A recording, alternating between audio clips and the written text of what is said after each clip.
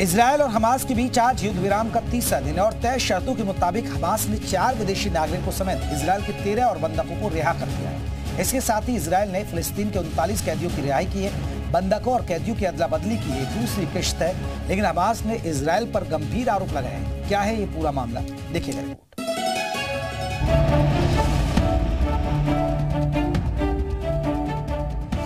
पहले शर्त लगाई, फिर बंधकों की रिहाई।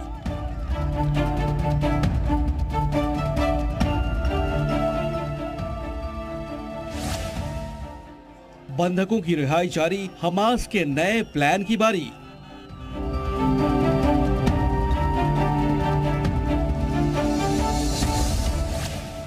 सीज फायर का तीसरा दिन, बड़ी डील मुमकिन।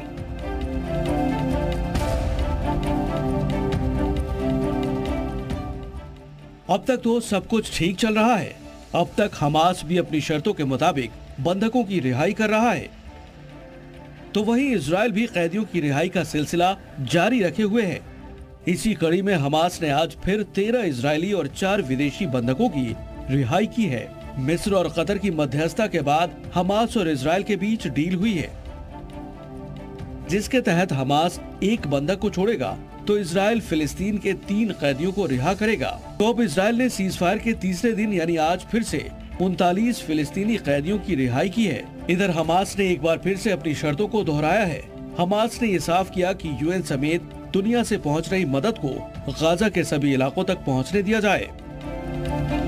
हालांकि हमास की शर्त के पहले से ही गाजा में राहत कैंपों तक मदद पहुंचने का दौर जारी है। गाजा के उत्तरी इलाके समेत उन तमाम इलाकों तक मदद लेकर दर्जनों ट्रक पहुंच रहे हैं। इन ट्रकों में पीड़ितों के लिए राशन, पानी और दवाइयां हैं। इसके अलावा बड़ी मात्रा में ईंधन लेकर भी ट्रकों की खेप गाजा पहुंच रही है। हालांकि हमास ने इजरायल पर युद्ध विराम की शर्तों के उल्लंघन का आरोप लगाया। हमास ने कहा कि इजरायल ने उत्तरी गाजा पहुंचने वाले ट्रकों पर रोक लगा दी है, जिसकी वजह से पीड़ितों तक मदद नहीं पहुंच पा रही। इधर इजरायल की राजधानी तेल अवीव में बंधकों की रिहाई के लिए प्रदर्शनों का दौर तेज हो गया है।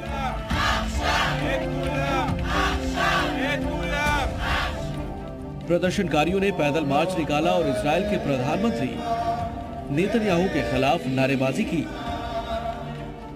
लोगों का कहना है कि सरकार बंधकों को वापस घर लाने के लिए उनकी दलीलों को नजरअंदाज कर रही है और अब तक हुई जंग में इजरायल को क्या हासिल हुआ।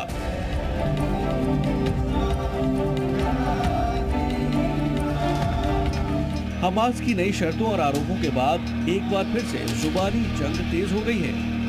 हालांकि कतर और मिस्र जैसे देशों की मध्यस्थता के बाद ये भी माना जा रहा है कि सीज फायर आगे भी बढ़ सकता है। वहीं अब से अगले 24 घंटे के बाद तक करीब 50 बंधकों और 150 फिलिस्तीनी कैदियों को रिहा किया जाना है। लिहाजा इजरायल फिलहाल अपना रुख नरम बनाए हुए है। तो वहीं हमास की नई शर्तों पर अब इजरायल की क्या प्रतिक्रिया होगी, ये देखना भी दिलचस्प होगा। ब्यूरो रिपोर्ट, जी मीडिया।